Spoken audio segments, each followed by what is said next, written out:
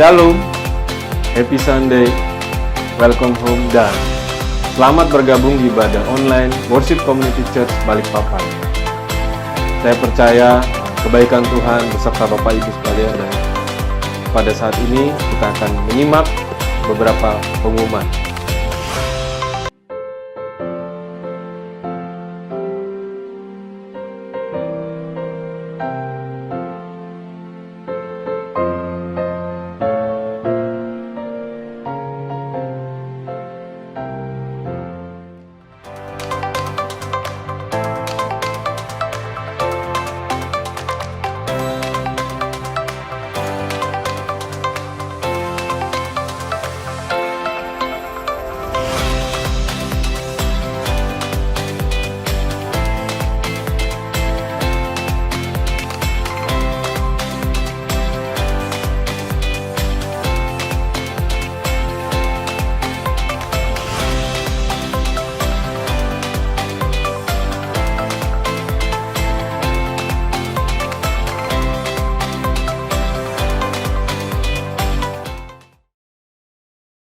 Shalom Bapak Ibu Saudara. Shalom.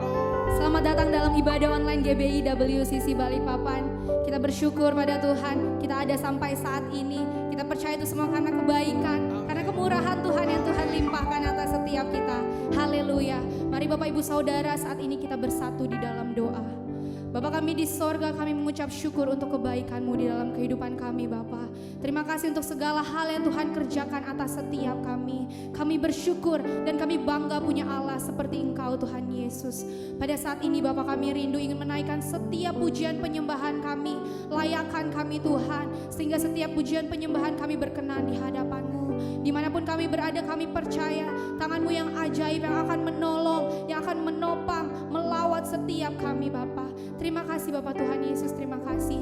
Pada saat ini kami serahkan ibadah kami dari awal pertengahan hingga boleh berakhir dengan baik. Terpujilah nama-Mu kekal sampai selama-lamanya. Hanya di dalam nama Tuhan Yesus. Haleluya. Amin. Mari saat ini kita buka hati kita. Kita angkat suara kita. Kita sembah Dia.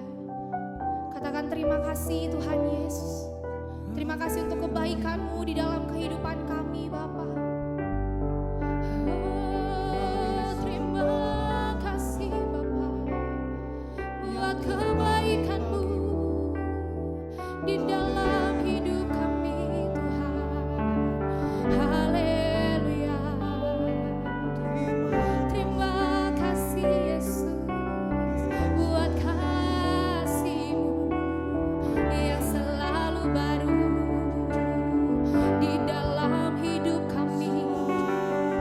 Terima kasih Tuhan. Haleluya.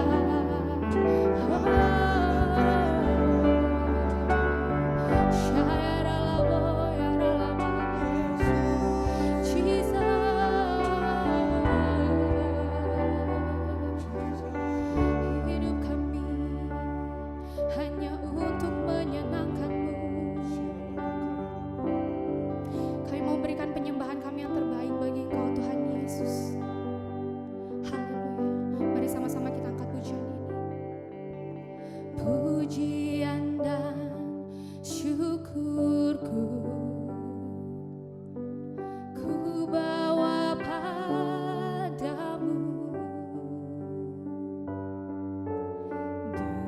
dengan rendah hati ku persembahkan.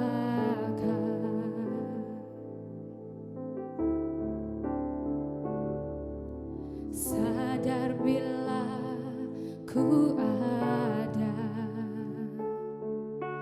hanya karena anugerah, bukan karena kekuatanku. Kami memberikan penyembahan yang terbaik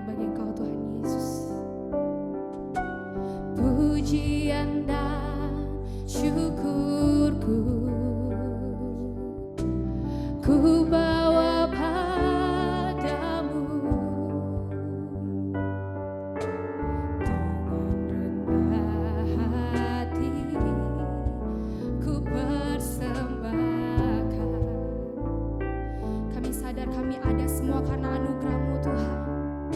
Sadar bila ku ada hanya karena anugerah, bukan karena kekuatanku. Ini penyembahan kami Tuhan Yesus. Ku tahu hidupku adalah penyembahan. Kau ciptakan kami Tuhan, kemuliaan-Mu. Ku tahu Tuhan, ku tahu hidupku berharga di mata-Mu. Segenap hidupku persembahkan. Boleh beri tepuk tangan yang terbaik bagi Tuhan Yesus. Sama-sama katakan, pujian dan syukurku ku bawa padamu dengan rendah hati Tuhan. Dengan rendah hati ku persembahkan.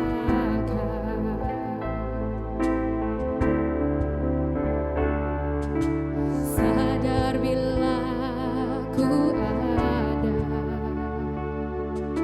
hanya karena anugerah, bukan karena kekuatanku. Mari sambil mengangkat tangan kita katakan, ku tahu hidupku adalah penyembahan. Kau ciptakan kami Tuhan, kemuliaan-Mu. Kami tahu Tuhan, ku tahu hidupku berharga di mata-Mu. Segenap hidupku persembahkan. Kami tahu Tuhan, ku tahu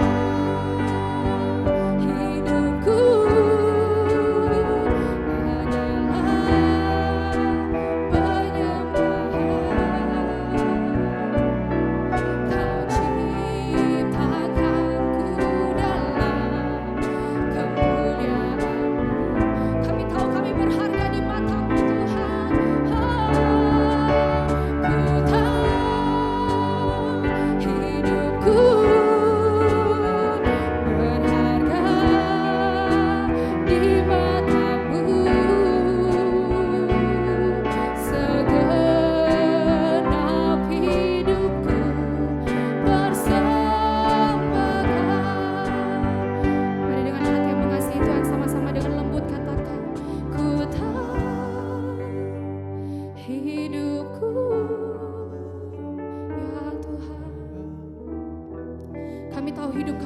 penyembahan bagi-Mu Bapa.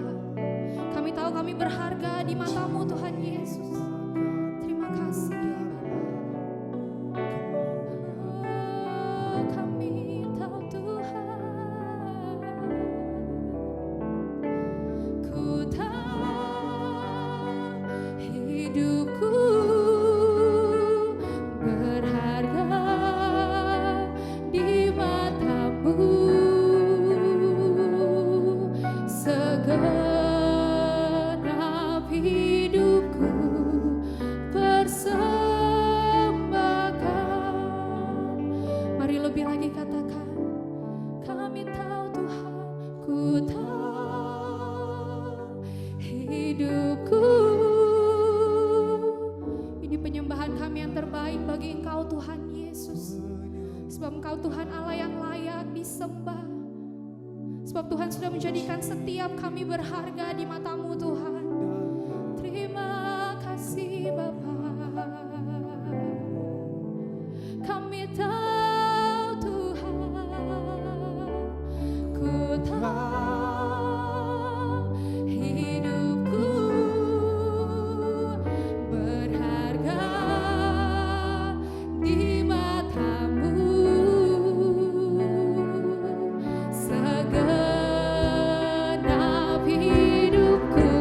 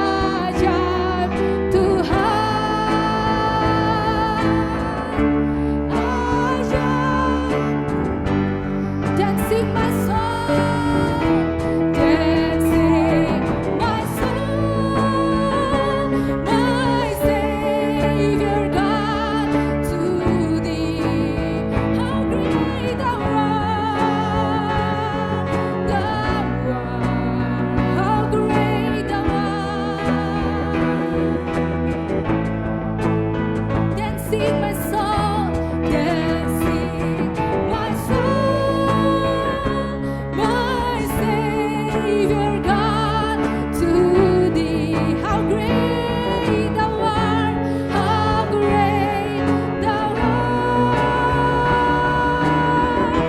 how great thou art, how great thou art, how great thou art, how great thou art. One more time, say how great thou art, how great thou art, how great thou art. Beri tepuk tangan yang meriah bagi Tuhan Yesus. Sorak-sorak yang terbaik bagi nama Tuhan. Haleluya. Haleluya. Kau besar, kau ajaib, kau mulia Tuhan. Kami hanya mau meninggikan, mengagungkan nama-Mu Tuhan Yesus. Saat ini kami mau lebih lagi memuji, bersorak bagi nama-Mu. Mari Bapak Ibu Saudara yang sudah siap memuji Tuhan, sama-sama kita katakan amin. Sorak-sorak yang terbaik bagi Tuhan Yesus. Haleluya. Nama Dia Allah yang dahsyat, Dia sumber perlindungan, Dia sumber keselamatan kita. Haleluya. Mari kita memberikan pujian yang terbaik bagi Tuhan Yesus. Mari sama-sama katakan, Kau Tuhan perlindunganku, Kau Tuhan kekuatanku, Kaulah anugerah bagiku.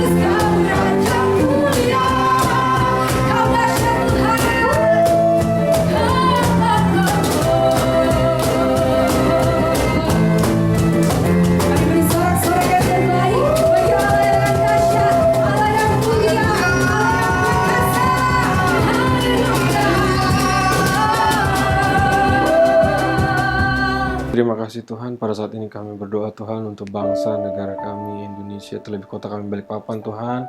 Ampuni dan berkati bangsa negara kami dan kota kami Balikpapan Bapa. Kami juga berdoa Tuhan bagi pemerintahan pusat sampai dengan daerah, biarlah hikmat Tuhan dapat membuat mereka memimpin untuk keamanan dan kesejahteraan baik bangsa negara kami Indonesia dan kota kami Balikpapan Bapa. Kami juga berdoa Tuhan bagi tenaga medis yang bertugas Bapa, berikan kekuatan, berikan kesehatan dalam mereka bekerja dan melayani masyarakat dengan baik. Terima kasih juga Tuhan, kami berdoa bagi pemimpin rohani kami Tuhan, baik dari gembala pembina kami, Bapak Pendeta Dr. Niko Nyotor Harjo beserta wakilnya, baik gembala Kairon kami, Bapak Wiweko Mulyono beserta wakilnya, baik gembala tempat ini kami Tuhan, Pak Robi Ponda Tuhan, biarlah Engkau berkati keluarganya Tuhan berlimpah-limpah, dan juga Tuhan Engkau berikan juga hikmat Tuhan, visi misi Tuhan yang selalu dinyatakan setiap hari dalam kehidupan mereka. Dan terima kasih juga Tuhan, kami berdoa Tuhan bagi generasi Yeremia dan juga jemaat yang ada Tuhan, dalam mereka menjadi pribadi yang luar biasa, pribadi yang dapat berdampak bagi keluarga, lingkungan, kota, bangsa dan negara kami. Terima kasih Tuhan, dan juga dapat mereka melakukan amal agung seperti yang Engkau perintahkan. Terima kasih Tuhan. Demikianlah doa kami, ke dalam tahun kami berdoa dalam nama Tuhan Yesus. Haleluya. Amin.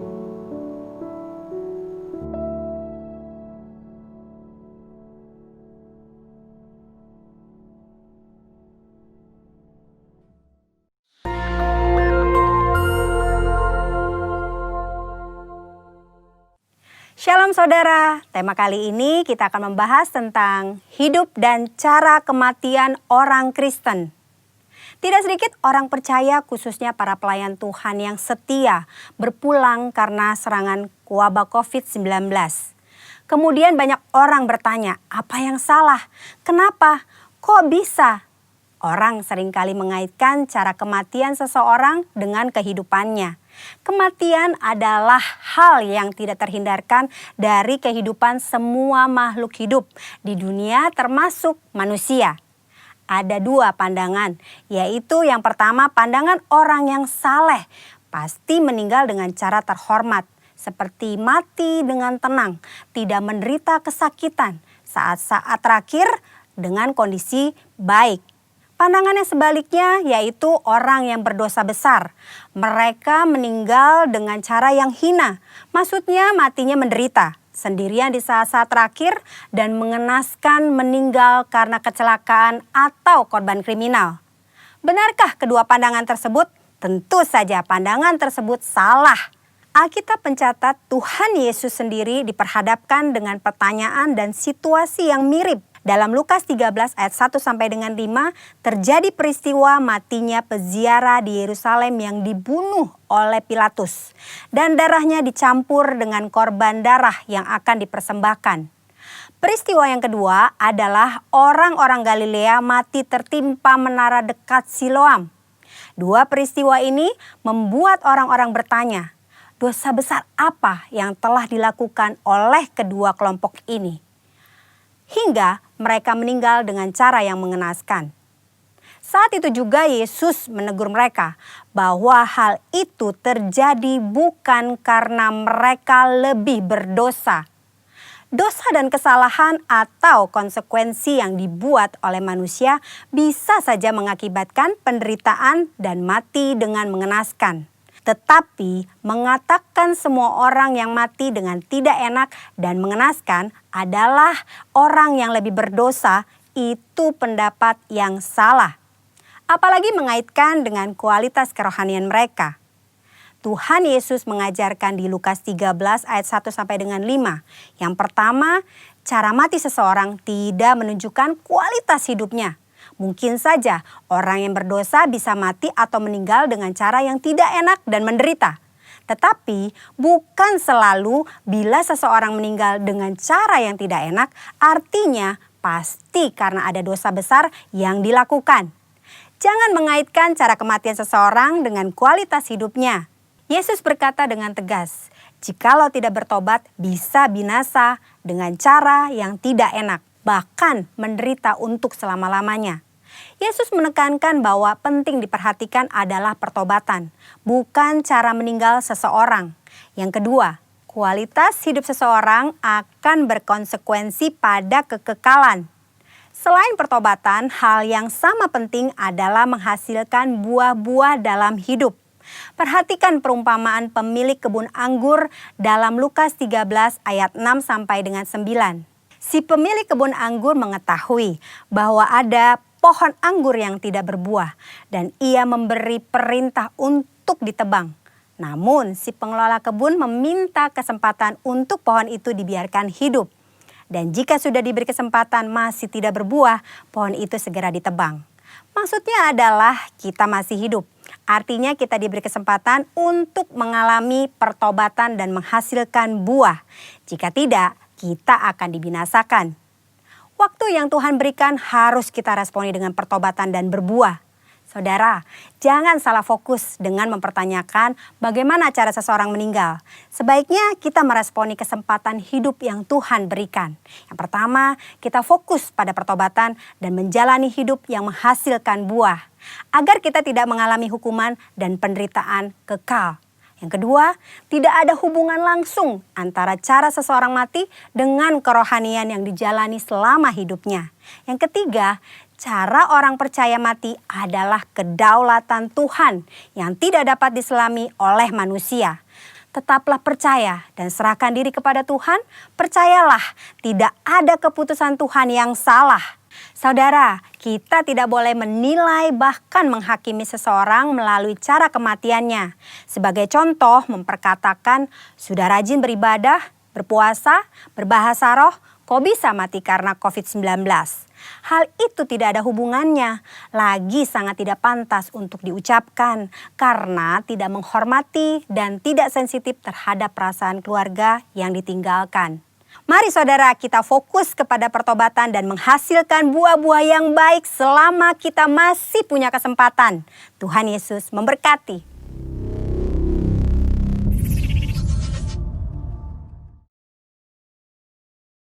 Terima kasih Tuhan, terima kasih. Kau Tuhan yang berdaulat atas setiap kami. Kami mau buka hati kami lebih lagi untuk mendengarkan kebenaran firman-Mu. Haleluya. Sama-sama kita puji.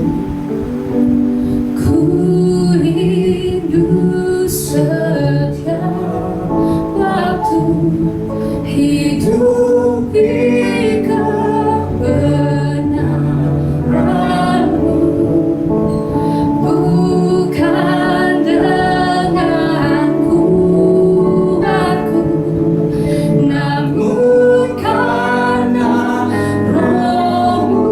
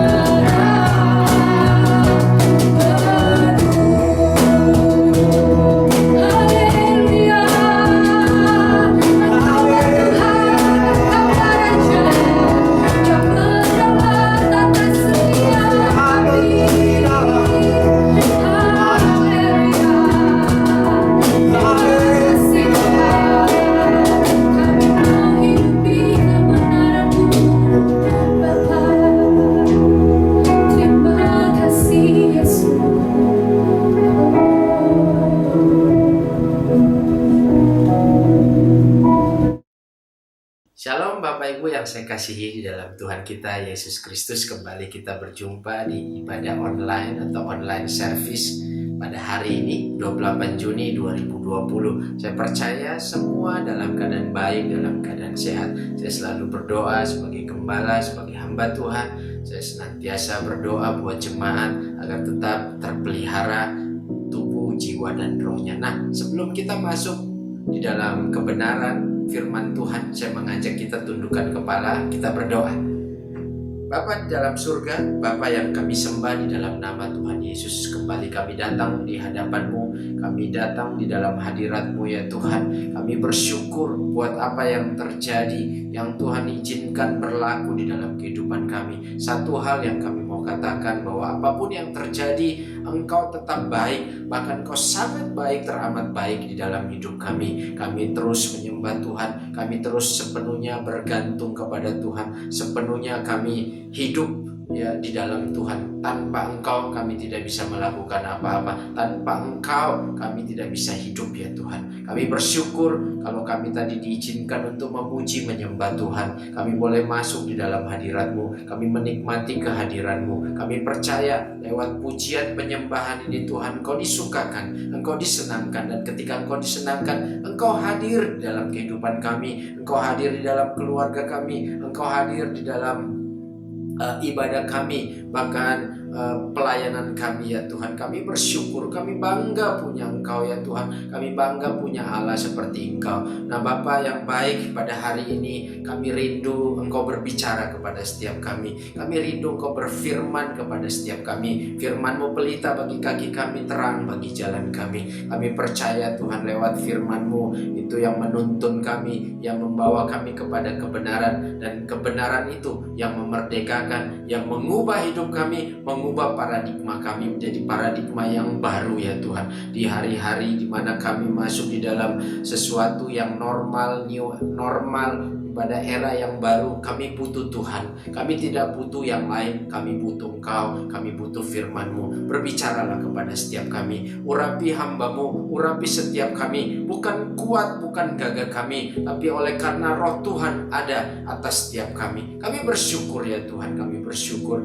Kami percaya setiap firman yang ditabur itu akan berakar, bertumbuh, dan berbuah-buah lebat dalam kehidupan kami. Sehingga ketika kami selesai di ibadah ini nanti Tuhan, kami keluar, kami menjadi garam, kami menjadi terang. Banyak orang akan menikmati buah-buah itu lewat kehidupan kami. Terima kasih Tuhan, kami siap mendengarkan firman-Mu, kami siap belajar firman-Mu. Yang siap mendengarkan firman Tuhan, yang siap belajar firman Tuhan, sama-sama katakan amin, haleluya, haleluya. Puji Tuhan, kalau hari ini kita bisa berjumpa kembali. Dalam bulan ini kita banyak belajar tentang firman Tuhan. Di minggu pertama kita belajar tentang hati. Firman Tuhan berkata, jagalah hatimu dengan segala kewaspadaan, karena dari situ terpancar kehidupan. Bahkan temanya kemarin yang sungguh menarik, bahwa hati menentukan masa depan. Hati saudara bisa menjaga hati saudara, maka kehidupan yang dari Tuhan akan mengalir di dalam kehidupan kita, kehidupan saudara dan saya. Dan itu akan memancar dan orang lain akan menikmatinya. Nah,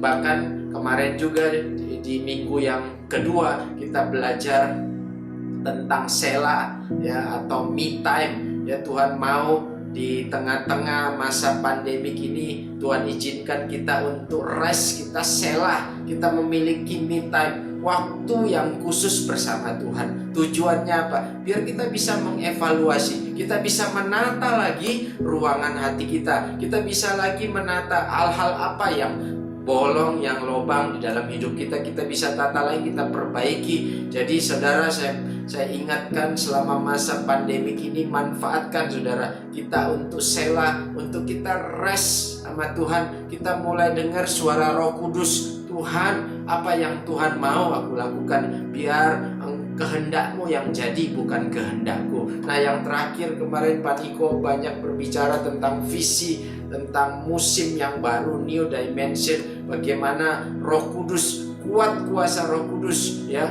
turun atas kita, menjadikan kita saksi-saksi Kristus. Nah, ingat saudara, panggilan kita dipanggil bukan hanya sekedar menjadi orang Kristen, tapi kita harus mengerjakan yang namanya amanat agung. Kisah 1 ayat 8 berkata, tetapi kamu akan menerima kuasa kalau Roh Kudus turun ke atas kamu. Ingat, Roh Kudus diberikan kepada saudara dan saya, karunia-karunia itu diberikan kepada saudara dan saya agar saudara pergi, dikatakan keluar menjadi saksi. Matius 28 berkata, karena itu pergilah, jadikanlah semua bangsa muridku, ajarlah dan baptislah mereka.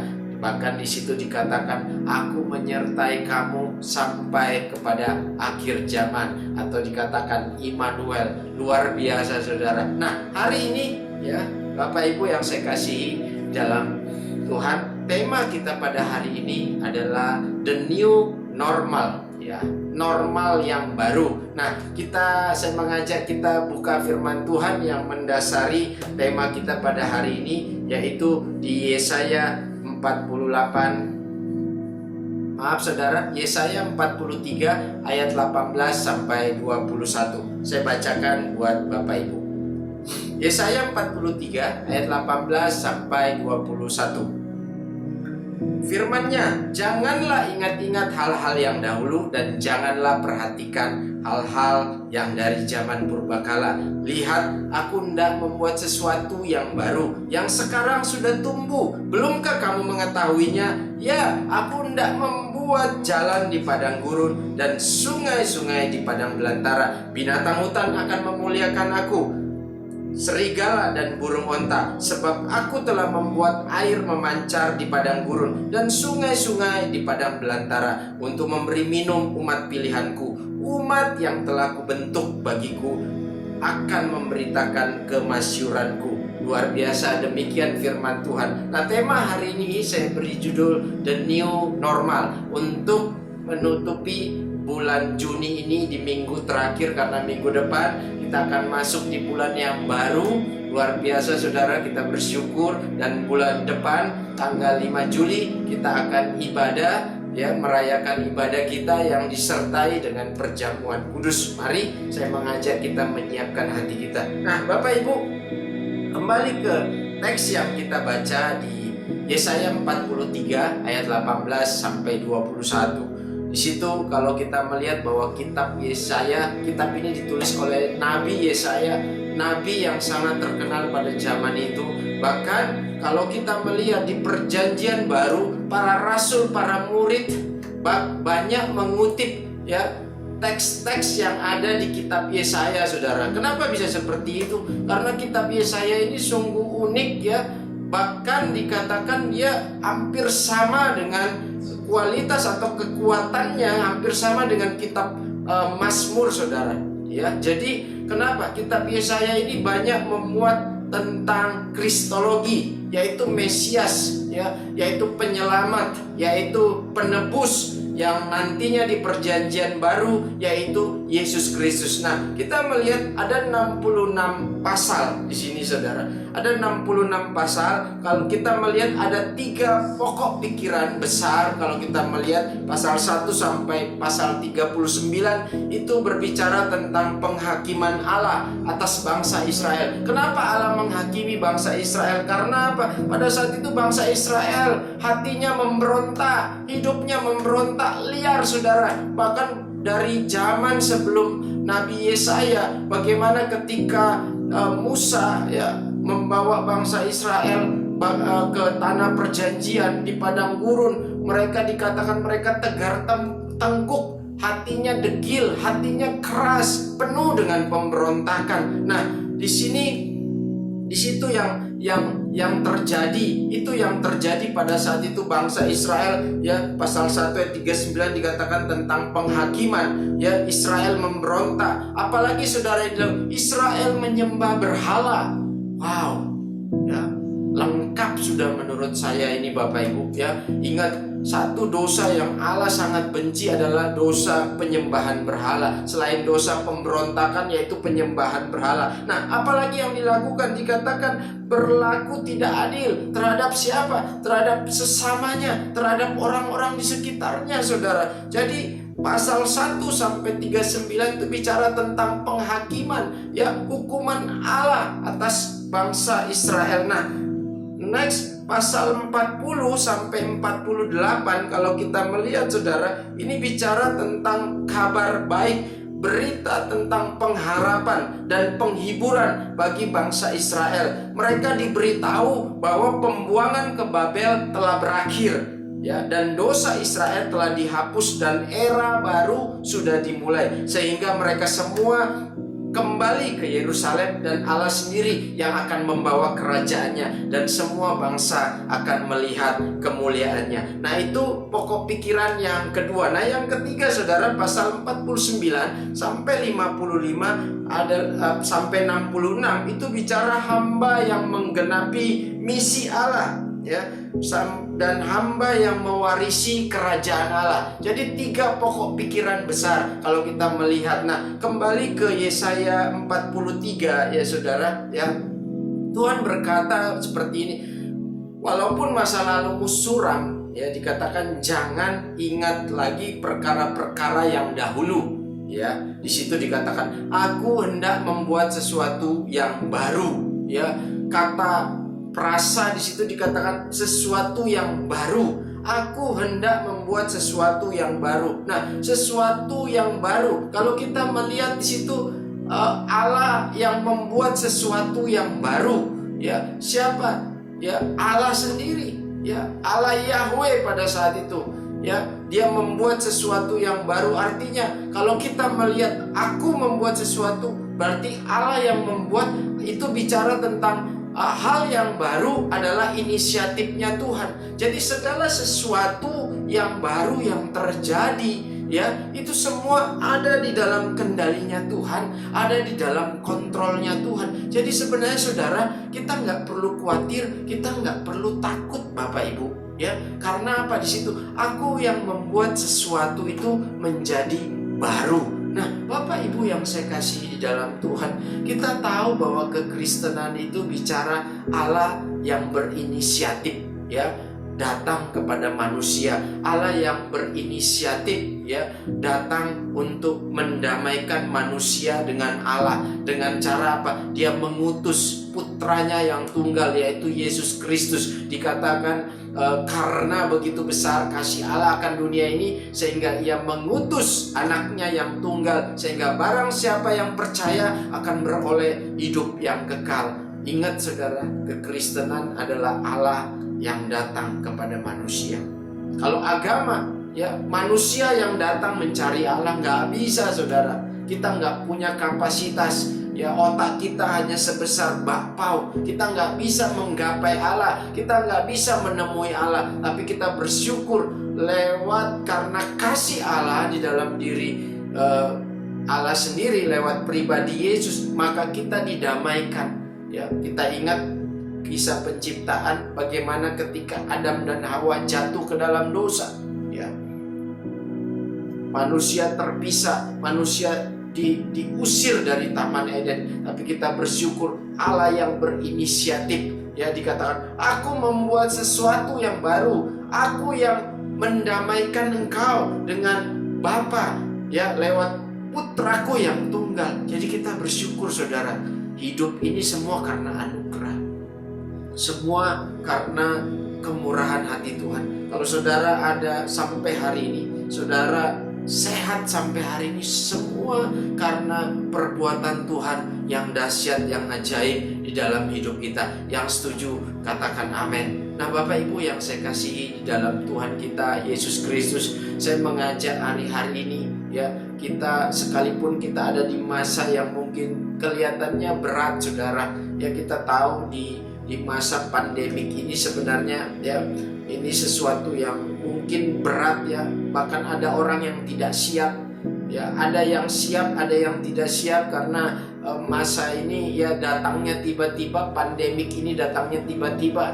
Tapi kita bersyukur, percayalah bahwa Tuhan ya yang mengendalikan semuanya, semua ada dalam kontrolnya Tuhan. Kalau kita melihat di masa-masa ini saudara, ya memang ini sesuatu yang menurut saya ya bukan hanya saya tapi semua pasti sepakat bahwa ini berat ya, tapi percayalah bahwa Tuhan tidak pernah meninggalkan saudara. Firman Tuhan hari ini berkata, ya jangan lagi ingat-ingat hal-hal yang di belakang, tapi apa saudara? Percayalah bahwa Tuhan yang membuat sesuatu yang baru. Nah, kita masuk di era yang baru di mana ya semuanya menjadi baru. Nah, apa yang harus kita lakukan sebagai orang Kristen, saudara?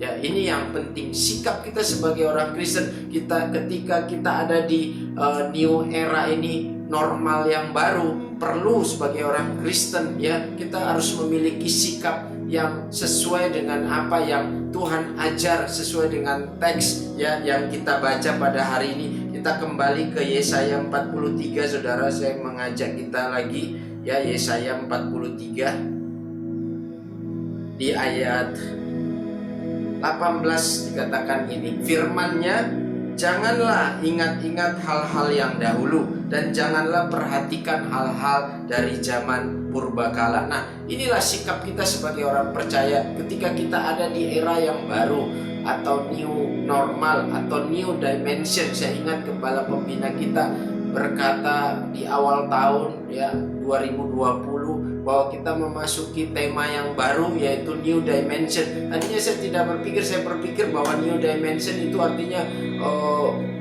depositoku bertambah. New dimension itu berarti bahwa asetku bertambah. Ternyata bukan begitu saudara. Tapi new dimension itu bicara paradigma kita diubah ya.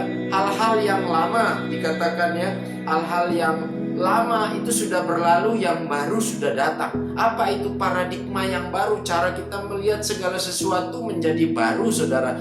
Tapi melihatnya dari perspektif Allah, dari kacamata Allah. Nah, saudara, ada yang bertanya seperti ini, Pastor, Pak Pendeta, kira-kira kita bisa nggak kembali ke zaman old new? Saya mau pastikan tidak bisa, saudara. Karena zaman sudah berubah. Yang setuju katakan amin. Ya, kalau ada yang bertanya, bisa kita kembali ke old new? Ya, tidak bisa karena kita sekarang memasuki era yang baru. Ya, para ahli mengatakan kita masuk ya di new normal. Apa itu new normal? Itu satu perubahan perilaku, perubahan pola hidup ya, dan perubahan itu terjadi di semua aspek ya. Masyarakat, ekonomi, aspek sosial, aspek budaya, semuanya berubah, saudara. Ada terjadi perubahan perilaku. Jadi, saudara, apa yang sikap kita ya sebagai orang percaya, apa yang harus kita lakukan? Nah, yang pertama, saudara, ya, bagaimana kita menjalani ya new normal ini? Yang pertama tadi saya katakan, janganlah ingat hal-hal yang dahulu dan janganlah perhatikan hal-hal yang dari zaman purbakala. Artinya apa? Kita harus berubah, saudara. Jadi yang pertama, kita harus berubah. Katakan berubah. Katakan kiri kananmu, kamu harus berubah. Coba katakan kiri kanan, kamu harus berubah. Katakan berubah. Nah, saudara, di situ dikatakan jangan lagi ingat hal-hal yang dahulu dan jangan perhatikan hal-hal dari zaman purbakala. Nah, yang pertama yang harus kita lakukan, saudara, kita harus berubah.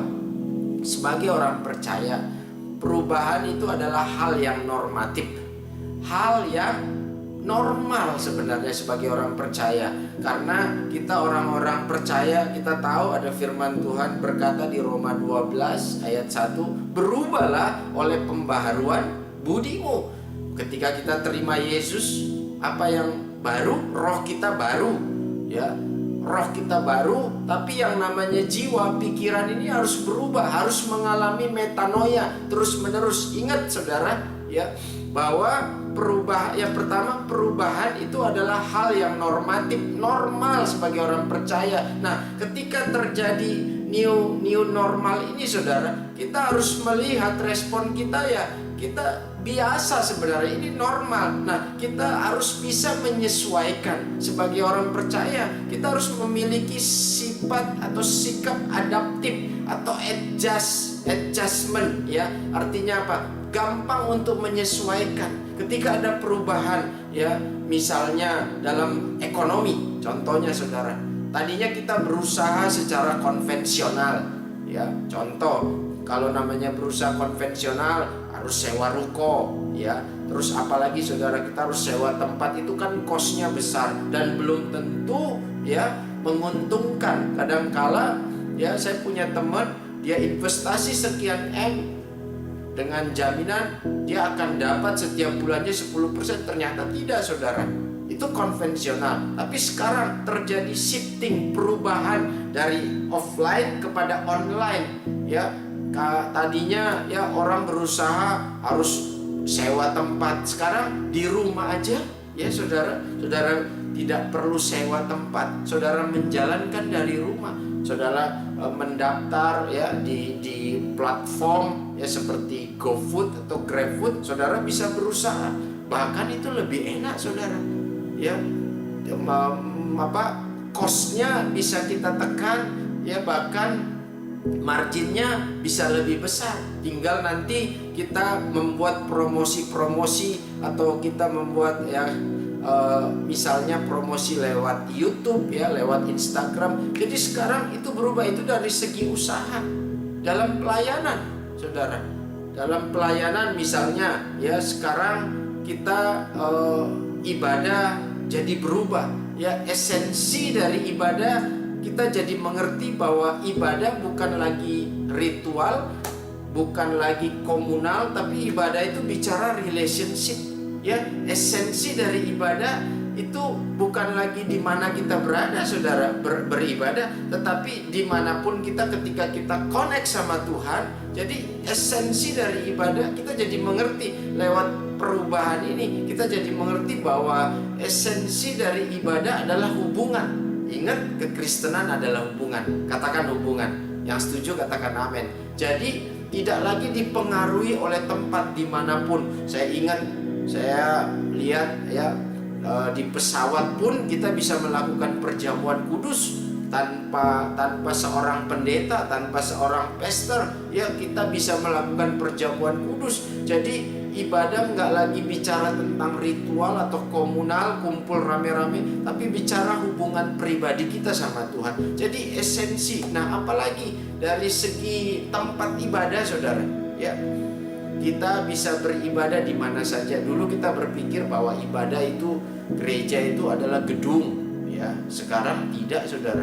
Dimanapun ya, gereja itu adalah saudara dan saya. Yang setuju katakan amin. Jadi gereja ya, ada terjadi perubahan. Kita berpikir bahwa kalau namanya gereja itu gedung, ternyata tidak saudara. Kita bisa melihat sekarang gedung-gedung gereja yang besar ya, kosong, tidak dipakai. Bahkan semua bisa kita lihat di layar kaca saudara. Semua bisa melakukan ibadah, bahkan jemaat ya bisa beribadah. Dia tinggal mengklik di mana aja, dia bisa memilih saudara ya. Dia mau beribadah, mau dengerin siapa yang firman, siapa yang khotbah, dia bisa dengar. Jadi terjadi perubahan.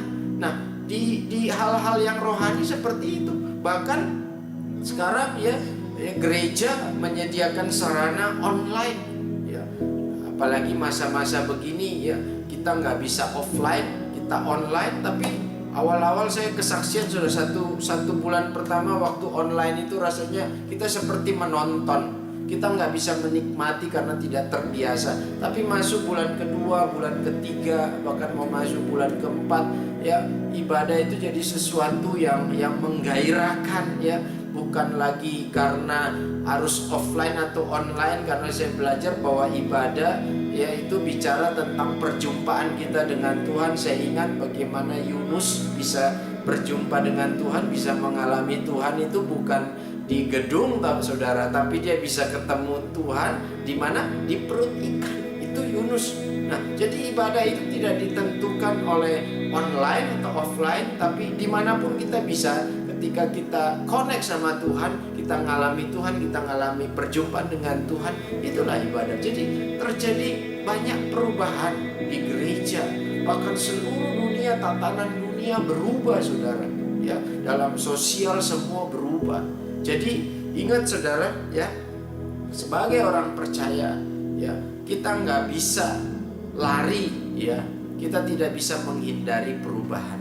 Kita harus punya sikap, ya, sikap kita terhadap perubahan adalah apa? Kita harus bisa menyesuaikan. Ya, kalau hari ini ibadahnya online atau hari ini memang era ini usahanya memang harus dengan online, ya kita harus menyesuaikan, kita harus mengikuti, saudara.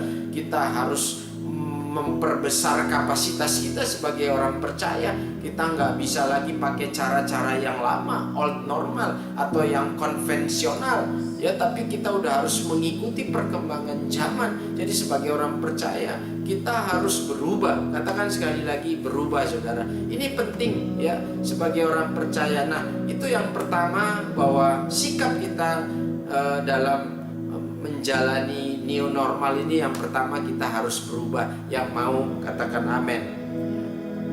Nah, yang kedua, saudara, ya, kalau kita melihat di ayat yang 21, ya, yang kita baca gitu, ayat 20-21 saya bacakan. Binatang hutan akan memuliakan aku, serigala dan burung onta, sebab aku telah membuat air memancar di padang gurun dan sungai-sungainya di padang belantara untuk memberi minum umat pilihanku.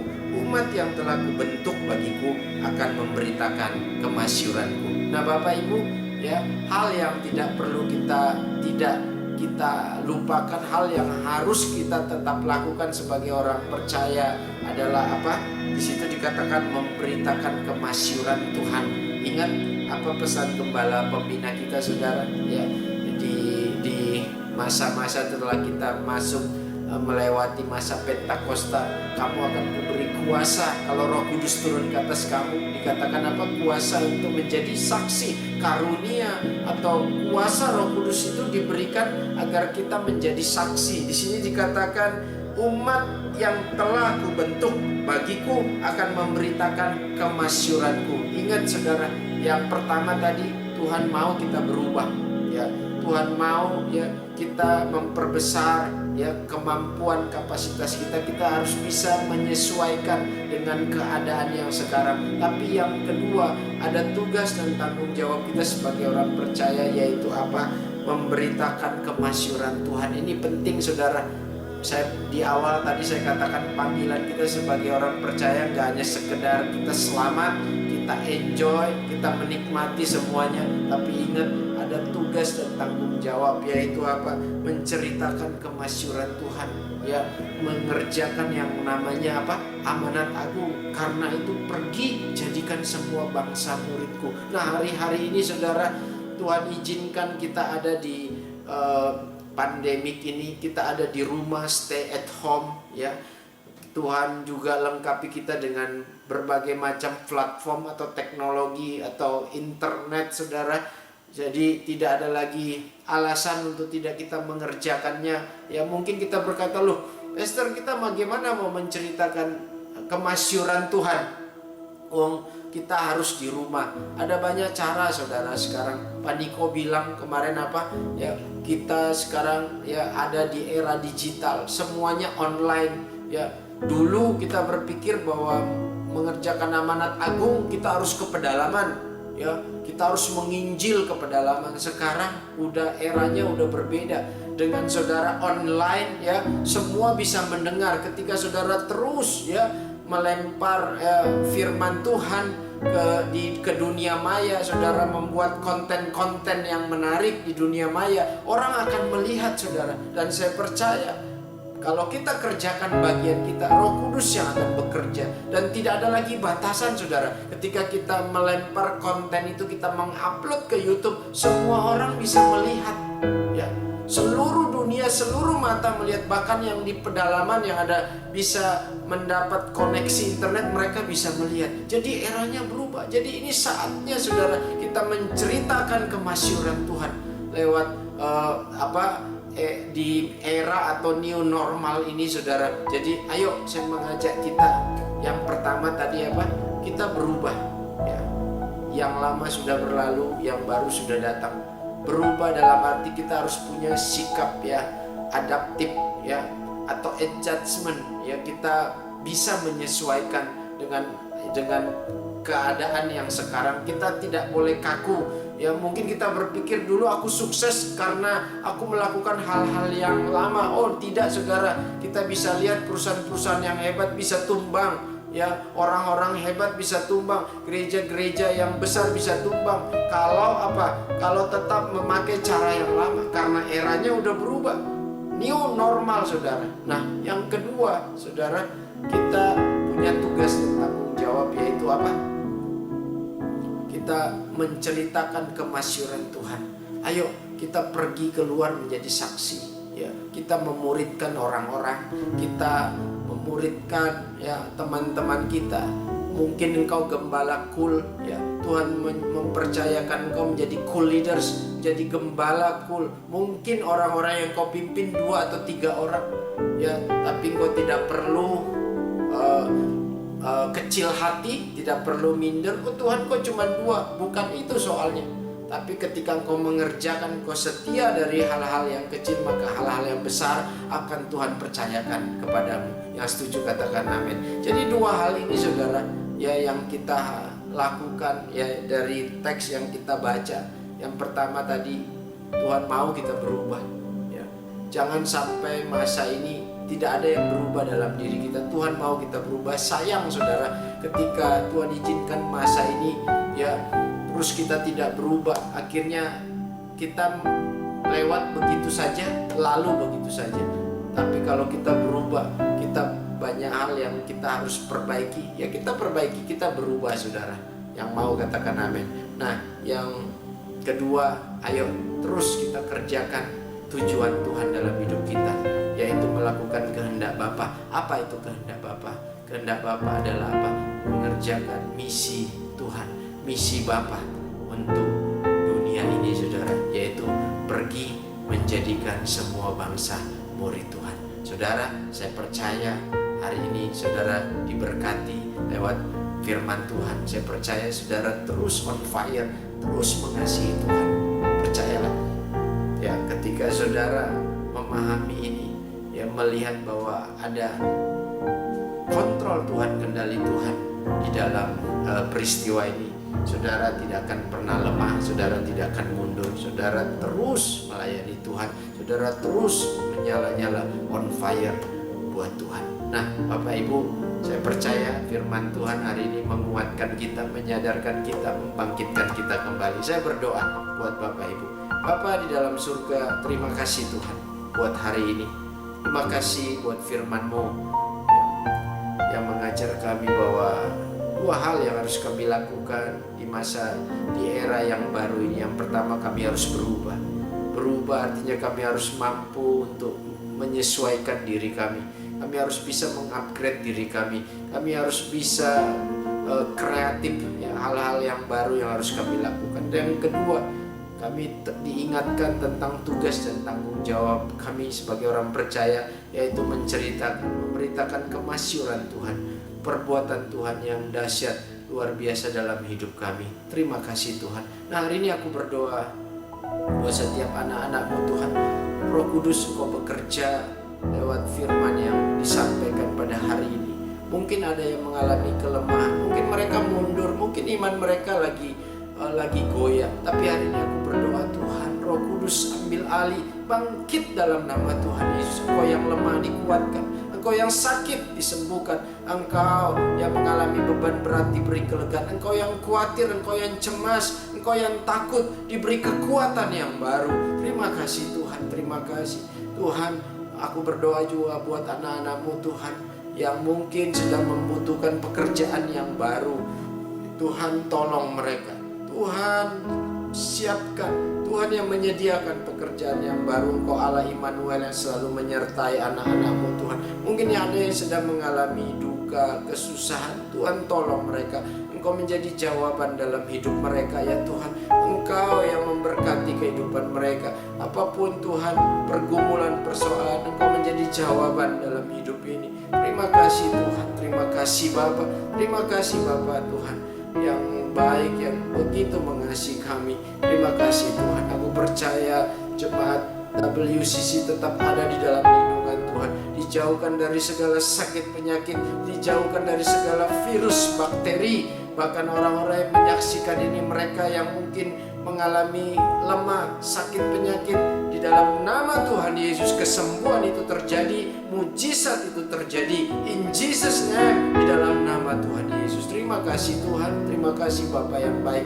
Hari ini hamba-Mu berhenti berkata-kata, tapi aku percaya Roh Kudus, bahkan firman-Mu terus berbicara atas setiap umat-Mu. Engkau berbicara Tuhan, Engkau mengambil alih tubuh, jiwa, roh, pikiran kami ya Tuhan. Pikiran Kristus senantiasa ada di dalam kehidupan kami. Terima kasih Tuhan, terima kasih. Di dalam nama Tuhan Yesus kita yang sudah diberkati, sama-sama katakan amin. Nah, saya percaya bahwa semua tetap ada di dalam perlindungan Tuhan. Dia Immanuel, Allah yang menyertai. Bukan hanya menyertai, Dia memberkati saudara dan saya. Tuhan Yesus memberkati.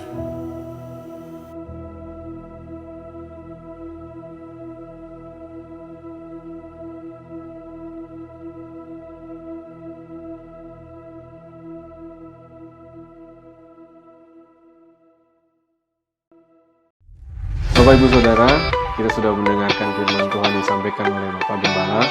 Dan terima kasih buat Bapak Gembala untuk firman Tuhan yang luar biasa. Tiba saatnya kita akan memberikan persembahan.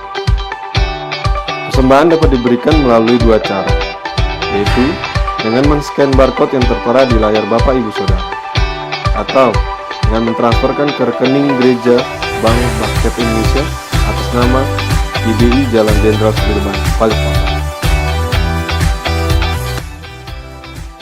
Sebelum kita memberi, mari kita bersatu dalam doa.